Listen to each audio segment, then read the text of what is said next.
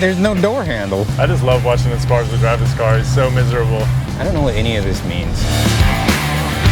Is that full throttle? That's curb. This is like a video game. Not bad for an appliance.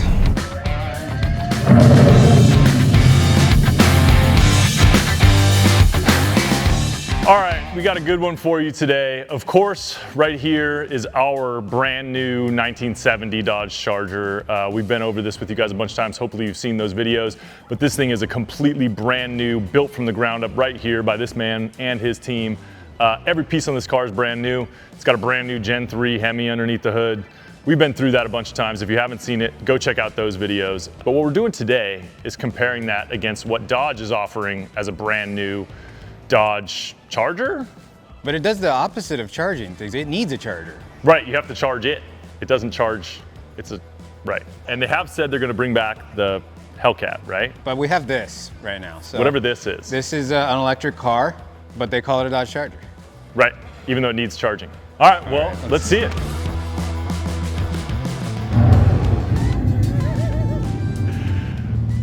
This is growling at you. It's got speakers. Wow. Yeah, honestly, it doesn't look bad visually. I kind of like the design of the car. I'm glad they went back to a 2-door on a Charger. This is really our first time seeing this car. 4-door Charger. So I saw it at SEMA. Dodge likes to put like a ton of like badges and different things on this. So this is a RT Stage 1 Daytona, whatever all that means. What is this badge though? So that's the old like Dodge Brothers badge that they brought like way back. Yeah, that's like a 70s, 60s, 70s badge. Kind of hilarious that it's still making noise. Yeah, what's it doing right now? It's looking at me. I didn't notice this, you know? Yeah. What's going on here? Huh. My main concern is, can you fit a Hellcat in here? What is it doing right now? That's what I'm wondering. Like, it's making noise, but like... I think there's like a speaker back here. It sounds like white noise right now. It's supposed to be like an idle. Sleep machine? It's supposed to be like... Oh, now it's... You know what this reminds me of? Like when someone's playing a video game in the next room, it's like muffled, but you hear like they're playing a driving game in the next room. Yeah. But I do like the all the way across taillight panel.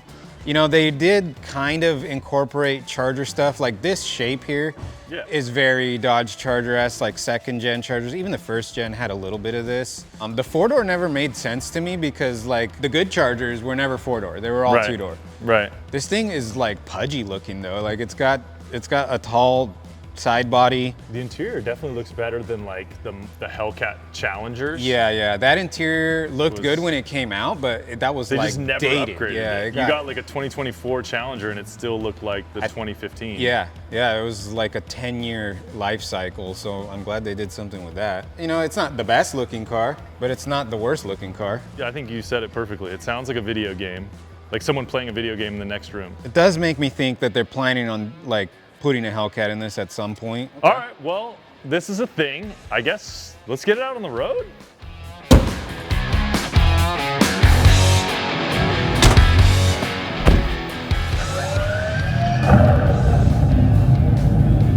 Hey, don't get too intimidated, bro. Varoom. It's literally what it's saying, varoom. Hey, don't cold rev it. Your speakers work. There it goes.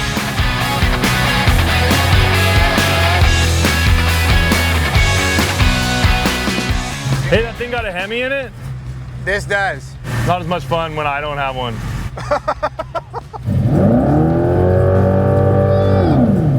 That was red line. Don't use all your battery up while we're sitting here, all right? All right, I'm following this orange Charger.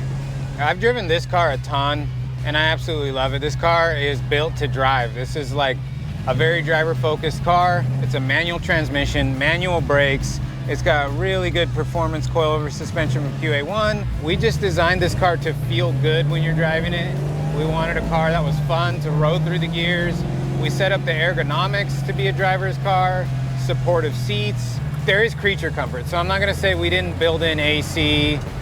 We definitely have AC in this car. We definitely have a stereo, a wireless charger. We have stuff in this car that is modern, but it's nothing compared to like an electric vehicle. I like the pistol shifter. I like that they redid the interior. Like when you look at like the end of the Hellcat Challengers, they were good performance cars, I guess, because they had the Hellcat in them, but the interior was just terrible, atrocious for like a 2024 car. So this is much improved from that. It's much more comfortable. The electronics and everything are definitely a level up. There definitely is a lot of room for just getting used to the electricness of this car. It does make the noises. I don't know if the speakers are inside or outside. I know they're outside for sure. I just don't know that they're also inside. But it drives kind of like a golf cart.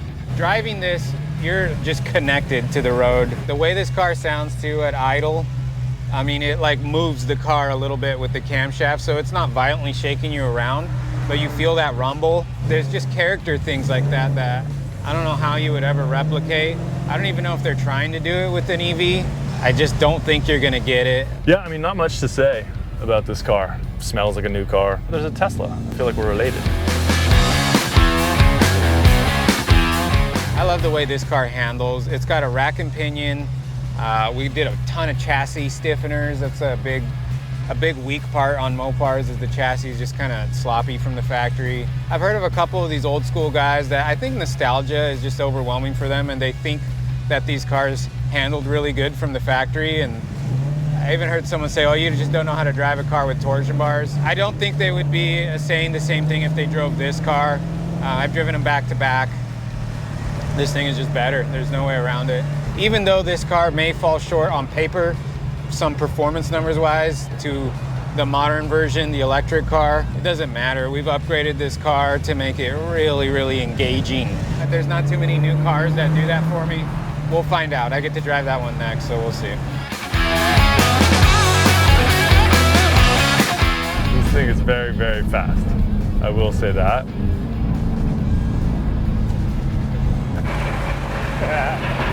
You gave me the thumbs down, that's hilarious. It does make this kind of like annoying sound, but you can go into stealth mode, so you can turn that off. So I don't know that I would have picked this orange.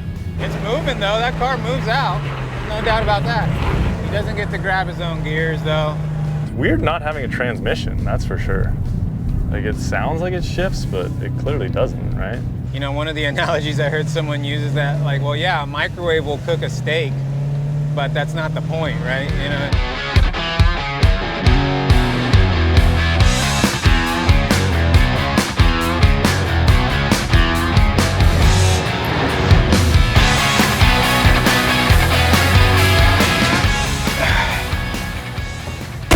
I don't want to say it, but this is a man's car. It's on. It sounds the same as when it's off. Wait, push brake, press start. There. It's got like, it makes weird sounds. Like I don't even know what kind of engine they're replicating. It sounds like a video game, like some Dolby digital surround sound. Power shot, what's that all about? Auto eco, all these buttons. Autonomy? Electric vehicle. Creep. Okay. Okay, so I put it in drive. I don't know what all this is. There's a baseball on here. Oh, that's what creep means. So you let your foot off the brake and it just kind of creeps forward like a normal car. A lot of buttons. Tires got a decent amount of PSI, 47 PSI. I guess when your car weighs 6,000 pounds, that's normal.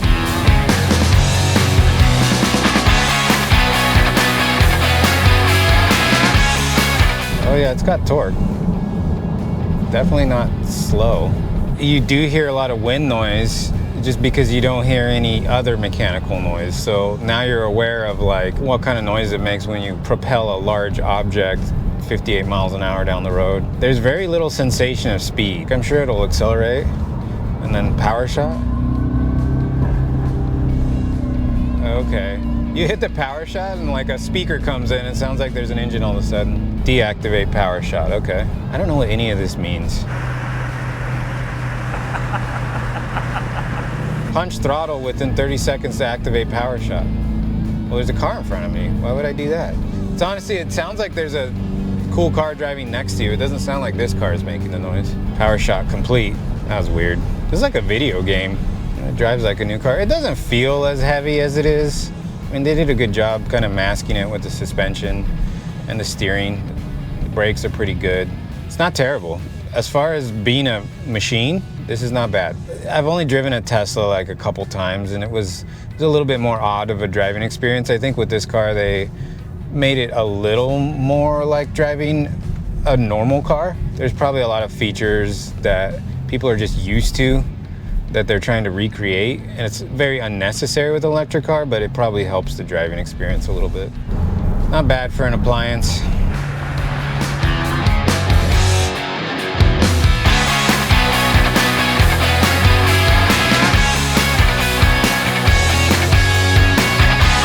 Man, that Charger just looks good going down the road. He's smiling and laughing. I'm happy for him. He's in that car. I'm just driving this thing like I might as well be in an Accord or a Camry, you know, it doesn't matter. But I'm glad I had just laughing and smiling. Yeah, when you let off the throttle, it's like something releases too. It's like a clunk sound. It is fast, weird, and boring. It's kind of crazy. How do you make a fast car weird and boring? They did it though.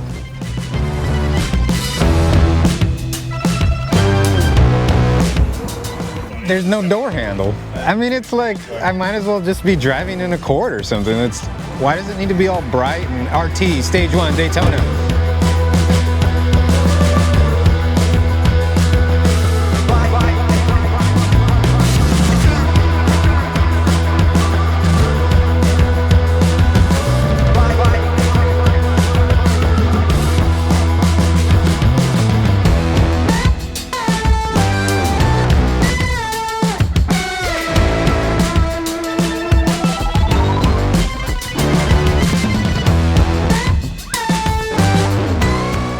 Can you open the sunroof? No. I think so. Manual passenger seat, I'm a little disappointed. Okay, I want to know about this donut mode though. I think we're in sport, which is good. Let's see what this thing does.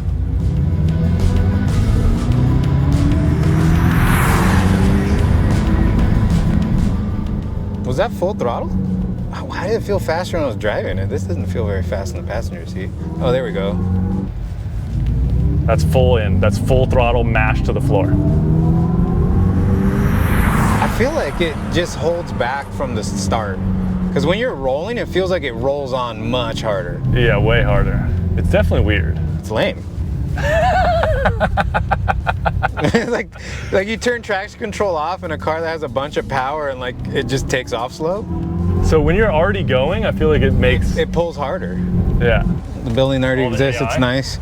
Yeah, AI. Fratzonic chambered exhaust. What does that mean? Fratzonic. Somebody Google Fratzonic for me.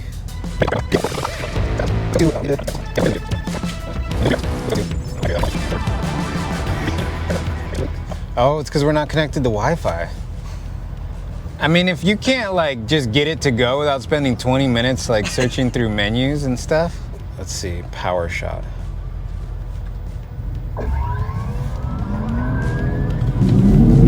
Oh, that's faster. I hit the power shot. That's faster. Yeah. There's a power shot. I just don't want to hit a banana peel out here. Yeah, don't do that. Whoa. All right. Okay, it will do a donut. That's a curve.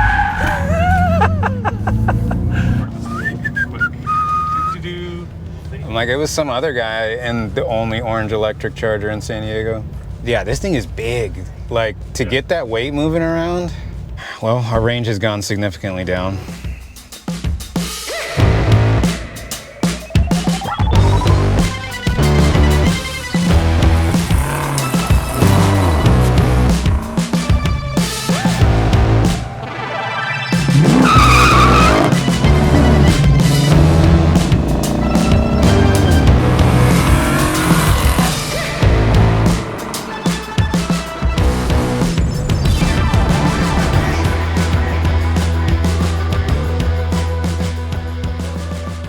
I don't understand why.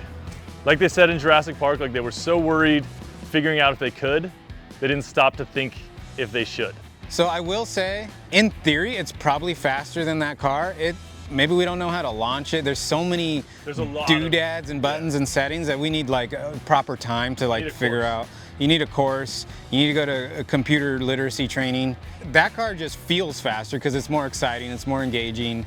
This one's just not that fun to drive. Well, I will give props where props is due. They did make a comfortable, quick electric car, right? Like it's got all the things. It'll Bluetooth to your phone. It drives, it parks, it goes, it stops, right? Like they did make a functional EV. I just think they did too much, like with the RT Stage 1, like what does all that even mean and like why? It's trying to be something it's not. It's okay if this was like a really good EV, like I'd kind of just want that, like be yourself. Be that. Be yourself. Yeah. You know, when I think of Dodges, when I think of something that says RT, Daytona, all this other stuff, I want it to be exciting and engaging. I didn't really get a lot of that from this car.